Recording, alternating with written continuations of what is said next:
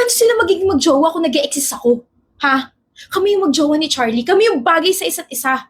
Boyfriend ko siya. Girlfriend niya ako. Kami yung may namamagitan sa isa't isa. Kami lang, wala nang iba. Okay? 'Di ba? Share ko lang. Excuse me.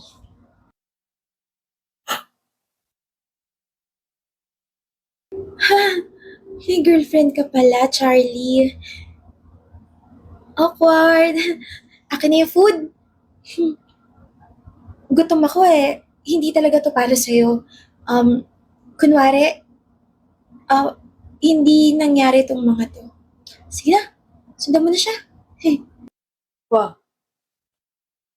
ikaw kasi ship ka na ship, bagay ka ng bagay. Uy, nakakahiya. Baka isipin ni MJ, hindi tuloy ako girls. Hampas ko sa itong pagkain ko eh. Tama nga yung BFF instinct. Sila nga. Kasi yung mga ganong reaksyon ni MJ, halata nagsiselos eh. Ay, ba't kasi kailangan itago? Bagay naman sila. Naku, kung ako yung magkakajowa, hindi pa kami, ipagkakalat ko na agad. Kaso walang nanliligaw eh. Sayang. Bakit ko ba ginawa yun? Mali! Mali yun! Toxic tuloy pakinggan. Ano tinatawa-tawa mo dyan? Akala ko ba? Shut up. Akala ko ba ayaw mong ipaalam sa iba na tayo na? Nagselos ka? Serious. Asa selosong girlfriend ko. Tigilan mo ako, Charlie. Masyado akong papansin sa iba. Ikaw lang naman napapansin ko, baby. Ako lang daw pero may pagturo sa iba, may pagtanggap ng food sa iba, tapos yung tropa mo masyadong pasmado yung bibig. Sabihin mo, magmumugsya ka mo ng bleaching soap. Bagay ka raw sa iba. Tayo lang yung bagay, no? Tayo nga lang yung bagay. Tapos yung si Angel, mukha siyang anghel. Ang ganda-ganda niya. Naku, Charlie, baka mamaya kunin ka na ng liwanag. Bakit ka tumatawa? Eh, ang cute mo nga. Ewan ko sa'yo.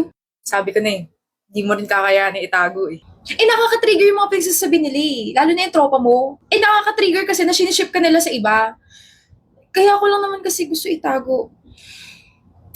Alam ko naman hindi tayo bagay. Tignan mo naman itsura ko, mukha akong pariwara, di ba? Tapos ikaw, ang bait. Tapos ang talino. Total package. Kumbaga, tayo yung unexpected couple. Okay? Tayo yung, ewan. Bahala na. Ngayong aware na sila, edi hindi na nila ako isuship sa iba. Aba, dapat lang, baka buhusan ko sila ng kumukulong toyo. Tuyo? Tuyo na galing sa'yo? Aba, Oh, kalma! Kiss na. Uy, gusto rin. ewan ko sa'yo, ang cringe mo. Pinch daw, pero gusto talaga ng kiss. Gusto nga. Charlie! Ay, hindi na. May crush ka ng babaita ka? Hinahangaan ko si Primo kasi hindi na siya late kapag gumagawa kami ng paper. Nagbago na siya. Akala ko naman kung ano. Well, akala ko naman crush na iba. Nag-expect ako buwisit. Mali ba sinabi ko? Uy, Megan. Megan. Uy! Bakit hindi mo ako pinapansin? Hindi naman ako late ah. Hindi nga, kaya nga crush na kita eh.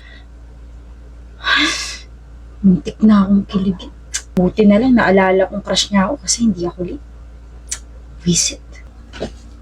So, bakit mo ako hindi pinapansin? Sabi mo, Primo, kapag may narinig akong Meg, ikaw yon tapos lilingon ako. Megan tawag mo sa akin eh, hindi naman ako si Megan mo. Megan ko? Diba si Meg mo ko? Meg ko? Mali ba ako? Wait lang, order lang ako, okay? Babalikan kita. Napaka-cute. Nakakairita. Meg. Tignan mo tong, cellphone ko. Pinicturean ko talaga to. Mataas yung mga quizzes ko. Congrats! Gusto kong malaman mo na matalino ako. Hindi ko naman kina-question yun. Hindi na rin ako masyado nagbibilyar. Focus ako sa studies ko. Hindi porket mayabang ako or ganito ako magsalita eh, hindi na ako mabait. Mabait ako, yun lang. Sige, CR muna ako. Whew. Ano ba itong ginagawa mo? Ano bang nangyayari sa'yo, Primo? Wala.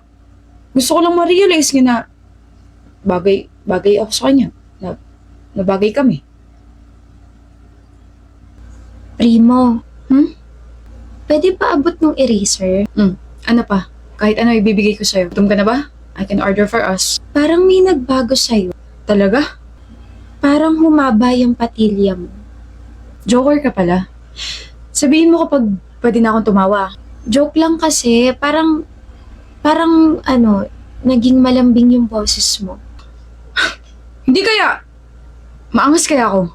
Mali ba ako? Sabi kasi ng best friend ko, matuturo ako mag-observe ng tao para daw hindi na raw ako natitake advantage. Aba, dapat lang.